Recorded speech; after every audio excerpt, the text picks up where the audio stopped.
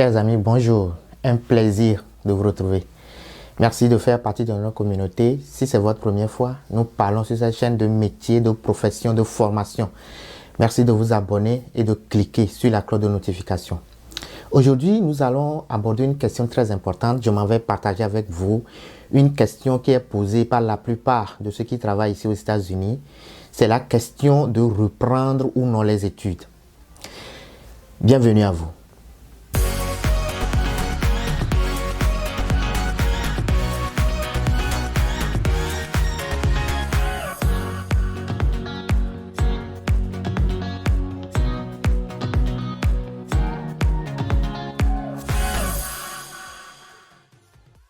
Si c'est votre première fois, merci de vous abonner et de cliquer sur la cloche de notification. Vous abonner ne vous coûte rien, mais cela nous fait extrêmement plaisir. Une fois immigré, une fois résident permanent et bien de statut aux États-Unis, beaucoup, après avoir intégré une fonction donnée, un métier, un job, se posent la question de continuer ou non des études. Parce que bien avant d'immigrer aux États-Unis, beaucoup avaient déjà un diplôme, ils travaillaient, ils ont déjà un niveau d'éducation donné. Donc, reprendre ou non les études une fois aux États-Unis est une question réelle qui se pose. Et pour répondre à cette question, nous avons plusieurs types d'arguments. Nous avons des arguments en fonction du oui et des arguments en fonction du non. Nous allons donc résumer ces arguments en fonction du oui et en fonction du non et à la fin de compte répondre simplement et aisément à cette question. Alors, premièrement, partons du non. Partons de la réponse non, il ne faut pas reprendre les études. Quelles sont les raisons, quels sont les arguments qui sous-tendent la réponse à la question non, la réponse non à la question il ne faut pas reprendre les études. Premièrement, c'est que nous avons immigré, plusieurs immigrés, pas parce qu'ils n'ont pas eu un diplôme, mais parce que là où ils résidaient dans leur pays d'origine, le niveau de vie n'était pas ce qu'ils voudraient avoir. Ils ont eu des diplômes, ils ont travaillé, mais peut-être la paye n'allait pas ou bien ils n'arrivaient pas à utiliser leur diplôme. À un moment donné, ils ont décidé de partir et de venir aux États-Unis. Une fois aux États-Unis, les États-Unis offrent la possibilité de travailler sans avoir à montrer un diplôme donné. Si vous arrivez à travailler, vous arrivez donc à vous nourrir aisément, vous arrivez à vous déplacer par les bus, par plusieurs moyens et vous pouvez également acheter votre propre voiture. Avec votre travail, sans diplôme, vous pouvez vous loger aisément, vous pouvez payer vos factures, vous pouvez faire des activités de loisirs, voyager. Vous pouvez également assurer votre retraite sans avoir eu un diplôme, juste en travaillant. La question se pose parce que si vous pouvez faire tout, pourquoi retourner maintenant à l'école? Deuxième argument, c'est que pour la plupart des formations, il faudrait payer énormément. Si nous commençons par le fait de retrouver la capacité linguistique anglophone, parce que nous venons d'un pays francophone, il faudrait d'abord faire de la langue, étudier pour la langue. Si vous avez, parce que quand nous arrivons, nous pensons d'abord au job, au travail. Si vous travaillez déjà, laissez le travail à un moment donné ou bien alterner entre le travail et l'école. Ce n'est pas facile et au même moment, vous devez payer pour ces cours-là. Déjà, pour les cours d'anglais, si vous vous mettez à faire des cours crédités, vous payez moyennement, ça dépendra des États. Dans l'état des États-Unis dans lequel vous vous trouvez, $200 par crédit en allant. Vous devez prendre moyennement 12 crédits, donc 200 multiplié par 12 crédits, ça vous fait 2400 à peu près par là, par semestre, donc 5 mois, chaque 5 mois vous payez 2400, environ 1 200 300 000 francs CFA, ceux qui utilisent le franc CFA bien sûr, par semestre à peu près. Donc imaginez, après avoir étudié l'anglais, maintenant vous rentrez dans la formation spécifique de votre domaine que vous voulez étudier, si c'est l'informatique, si c'est, ça dépendra de vous. Il faudrait maintenant payer pour la formation spécifique. Cette formation va jusqu'à $50 000, voire $100 000. Voyez-vous, et là, vous devez vous endetter, vous devez emprunter de l'argent pour faire ces études. Alors que vous pouvez facilement gagner votre vie en travaillant sans diplôme. Voilà la deuxième raison qui décourage ceux qui veulent reprendre les études. Deuxième raison, c'est que il faudrait dépenser énormément pour faire une formation et ils ne sont pas prêts à dépenser cette somme-là pour reprendre les études. Troisième argument en faveur du non, il ne faut pas reprendre les études, c'est pas la peine, c'est que pour beaucoup, il faut payer quand vous commencerez par travailler. Donc, une fois le diplôme obtenu et que vous commencez par travailler, pendant un bon bout d'année, c'est comme si vous n'avez pas eu de diplôme parce que vous commencez en même temps par payer ce que vous avez emprunté pour la formation.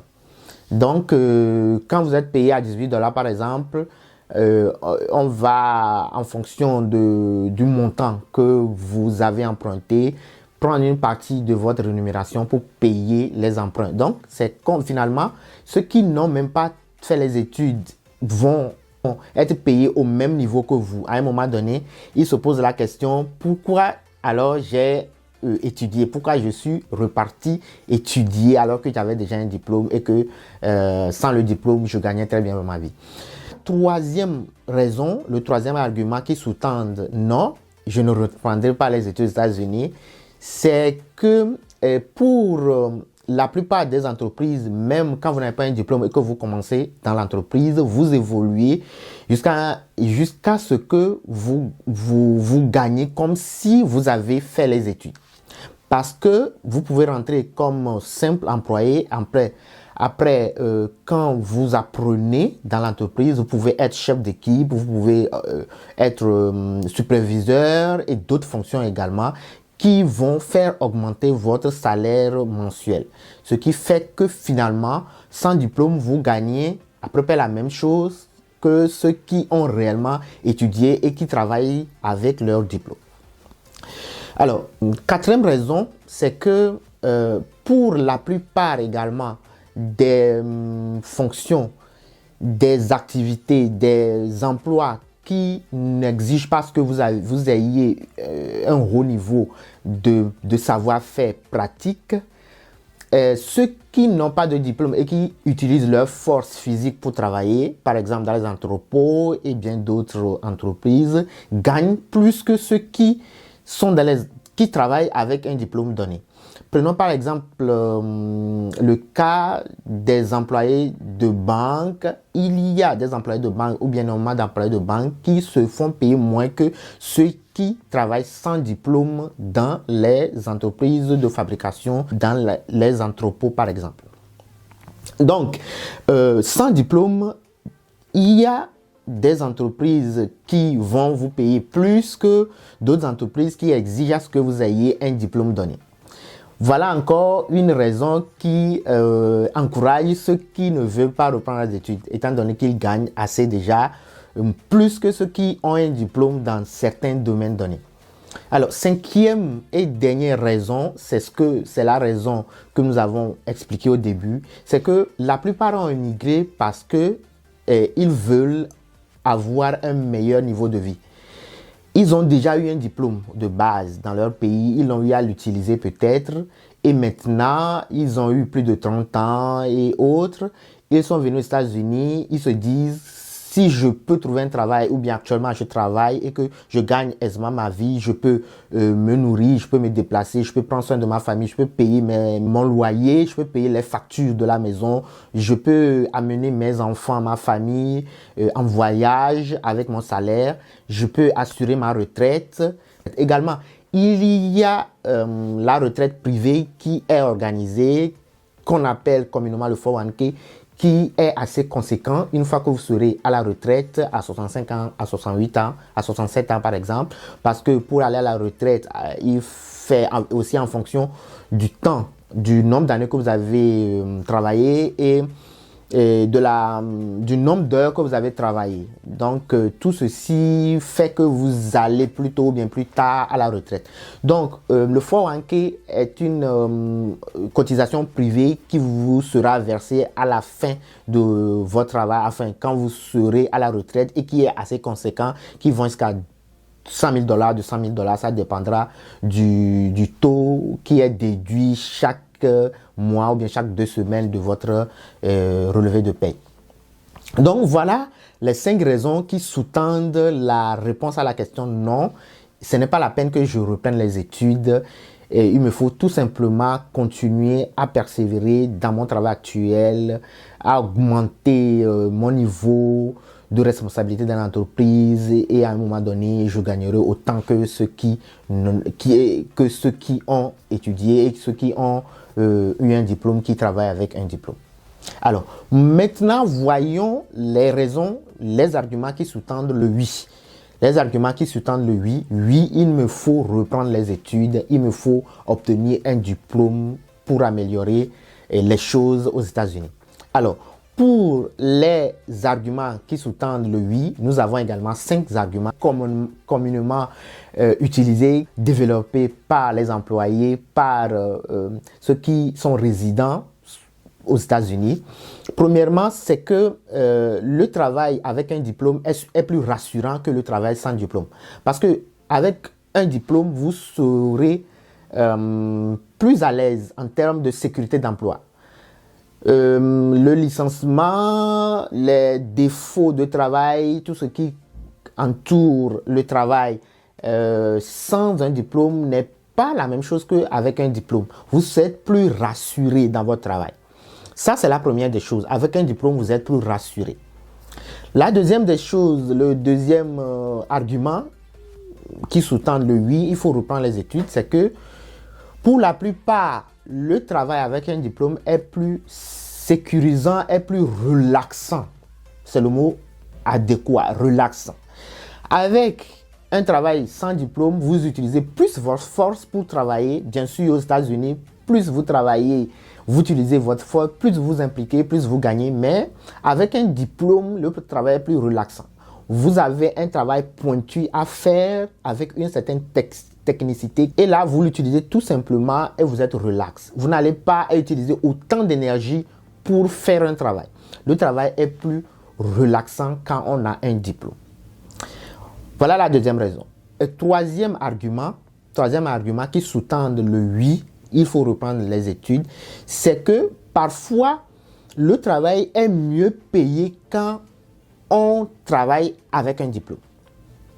Quand vous êtes dans le domaine technique où vous devez utiliser une certaine technicité, le cas de l'informatique, le cas de la maintenance, le cas de la mécanique, le cas de l'électricité, le cas de bien d'autres domaines d'activité, de job où vous devez montrer une certaine technicité venant des études, un certificat, un diplôme, vous êtes mieux payé que si vous travaillez sans diplôme. Déjà, ce qui est intéressant également, c'est que avec votre diplôme, vous pouvez valablement vous faire respecter, vous imposer dans votre travail. Alors, quatrième raison, c'est un peu abordé au niveau du troisième argument.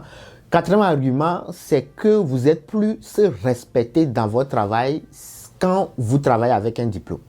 Avec un diplôme, le travail avec vos pairs est plus respecté. On ne va pas vous mettre à vous renvoyer sur un coup de tête, même si aux États-Unis, ça ne se fait pas, d'accord? Mais c'est vraiment plus respectueux de travailler avec un diplôme, avec un certificat. Voilà la quatrième argument qui sous-tend le oui, il faut reprendre les études.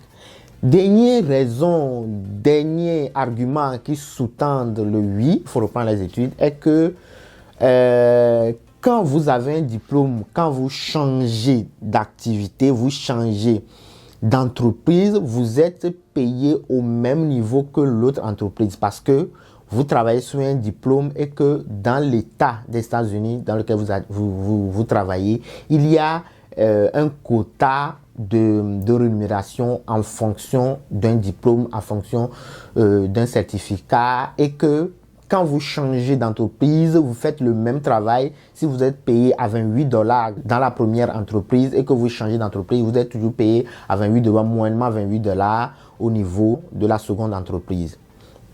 Ce qui fait que oui, avec un diplôme, vous changez d'entreprise, mais vous ne changez pas de niveau de vie. C'est-à-dire que c'est pas parce que vous changez d'entreprise et que là, au cours de votre activité dans la première entreprise, vous êtes payé à 28 $ parce que vous êtes team leader, vous êtes chef d'équipe, et que vous changez maintenant d'entreprise. Vous êtes dans la seconde entreprise, vous n'avez pas une certification donnée, et là, vous reprenez comme simple employé. Vous ne pourrez pas être payé au même niveau que votre première entreprise. Ce qui fait que quand vous changez d'activité et que vous n'avez pas un diplôme, votre salaire peut changer, d'accord? Mais quand vous avez un certificat, un diplôme, et que vous changez d'entreprise, la plupart du temps, votre salaire reste le même, ou bien votre salaire est plus que votre salaire de départ. Voilà le dernier argument qui sous-tend le oui, il faut reprendre les études. Alors, je ne sais pas ce que vous en pensez. J'ai développé les deux types d'arguments. J'espère que dans les commentaires, vous aurez à apporter votre version, votre réponse à cette question. Faudrait-il reprendre, oui ou non, les études aux États-Unis? J'espère que cette vidéo vous a permis d'avoir une idée des questions, d'une question importante qui se pose aux États-Unis, le fait de reprendre les études, et que les arguments développés par chaque camp, chaque groupe, vous a permis d'avoir une idée réelle des difficultés, une idée réelle des réalités de vie aux États-Unis. Un plaisir de vous retrouver le samedi prochain pour un nouveau sujet portant sur les métiers, les professions, les formations. Yakasa. Bye bye.